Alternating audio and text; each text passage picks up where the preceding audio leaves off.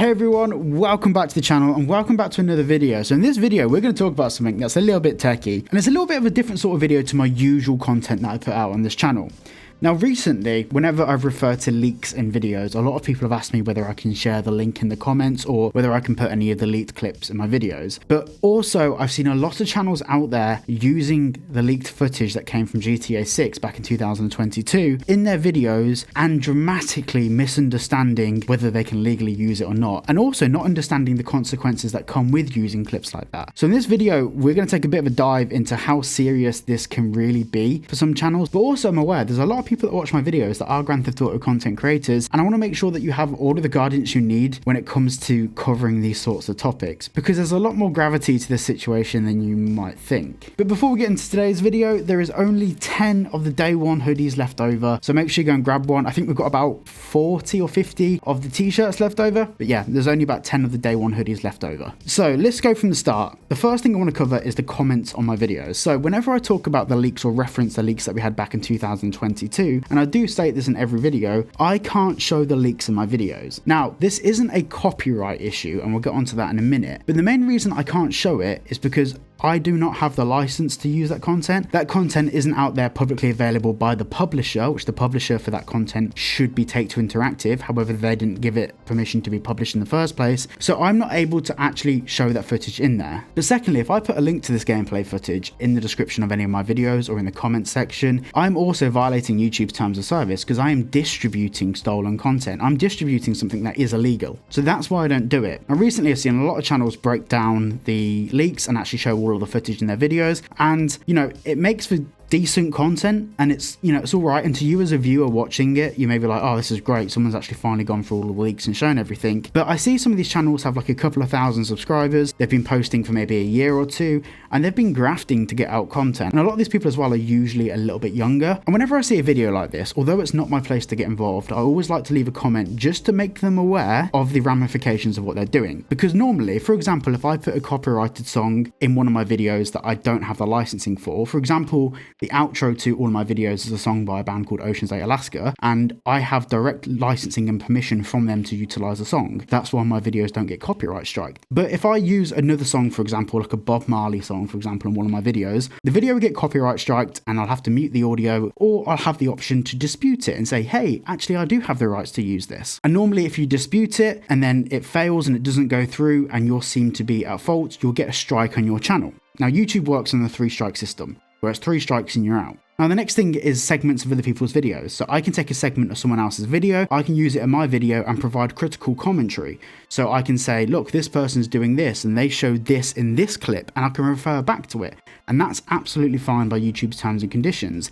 That falls under fair use. But the thing is, the person that originally published that video to YouTube, they own all the rights to it. So by them publishing it to YouTube and me criticizing it on YouTube, that falls under fair use. With the GTA 6 leaked content, the author, the creator, and the owner of that footage isn't a YouTuber. It's not the person that hacked Rockstar. It's actually Rockstar and Take-Two that own that footage, and they've never released it publicly or given anyone permission to use it or utilize it under any form of copyright. So for example, if you're uploading a clip explaining through the leaks, this doesn't fall under fair use. And I've seen a lot of people recently that have posted these leaks and commented on them, and they think that falls under fair use because they're adding context and humor and stuff around it. It doesn't fall under fair use. And this is where things get a little bit more serious, because you won't get a copyright strike on your channel. Your video won't be deleted. What will happen is YouTube will actually terminate your channel completely because you violated the terms and conditions of their platform, because you're distributing stolen/illegal content. This isn't a copyright thing. Now, I've been very transparent in a lot of my videos about me wanting to help other creators make content and give them advice when I can. Whenever I get like a message or someone saying, hey, I'm thinking of doing this, I try and give as much advice as I can. Recently it's slowed down a little bit because I'm busy making videos, and also I'm currently feeling really ill. So everything's slowed down a little bit, but you've got to remember that myself and other creators that are of a similar sort of size, even a lot bigger, we don't just make a video and post it out there to the public. Sometimes when stuff is discussed like leaks and other topics,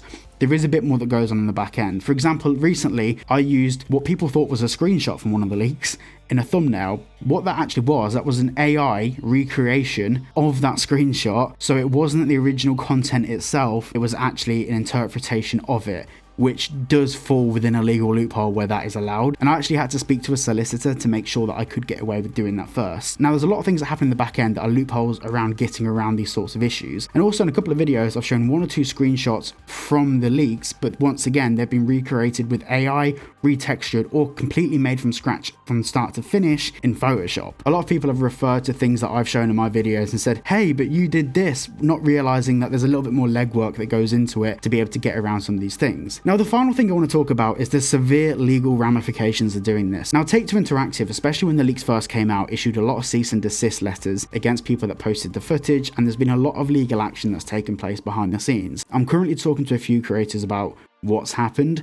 I can't really report on it too much so far because I'm not even supposed to know. But when those cases are kind of closed and everything's been put to rest, maybe with their consent, I can talk about it a bit more. But it's not a case of just getting your YouTube channel deleted. Distributing the stolen content comes under a federal crime in the US, and also it violates many of the treaties with the US, UK, Canada, and even Australia. So by distributing some of the stolen content, you're actually breaking the law. Forget YouTube. YouTube's not important in this. The actual law is, and you are liable for damages for distributing that content. For example, if you put those stolen clips out there to 10, 20, 30, 40, 50, 60,000 people, Rockstar have a quantifiable amount of money which they can say, because people have seen this, this has caused damages to the business. Which is exactly the reason why the original hacker that hacked Rockstar Games got sentenced the way he did. Now, admittedly, he didn't get a jail sentence. He got sentenced to an indefinite hospital order because of his mental condition. But they didn't charge him with actually breaching into Rockstar Games. That wasn't the main part of the charge. The main part of the charge was actually damages incurred to Rockstar Games by the leaks being spread in the first place. Now, a lot of people are saying that because it's been so long since this happened and the way that everything was distributed,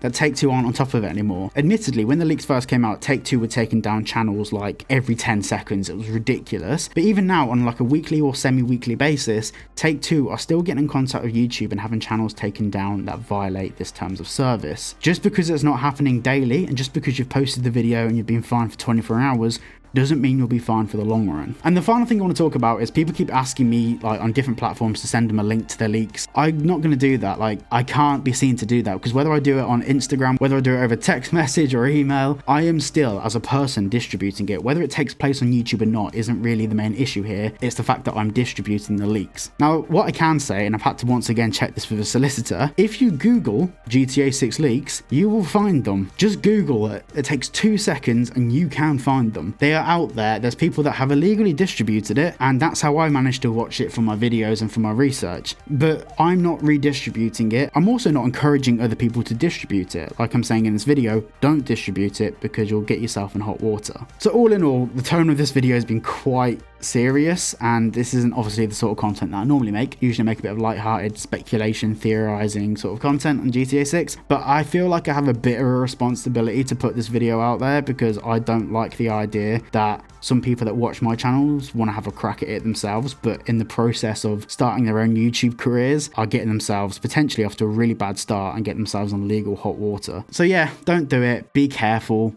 and thank you all for watching today's video, and I'll see you all in the next one.